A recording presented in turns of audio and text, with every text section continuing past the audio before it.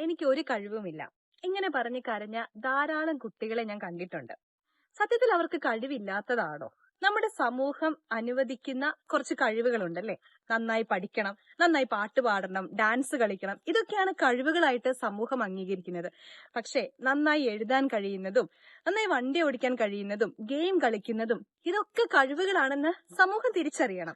നമ്മുടെ കൂടെയുള്ള ഓരോ കുട്ടികൾക്കും കഴിവുകൾ വ്യത്യസ്തമാണ്. അവരുടെ ജീവിത രീതികൾ, അവരുടെ ശൈലികൾ എല്ലാം ഡിഫറെന്റ് ആണ്. അപ്പൊ അതിനനുസരിച്ച് ഓരോ കുട്ടിയുടെയും കഴിവും ഡിഫറെന്റ് ആയിരിക്കും.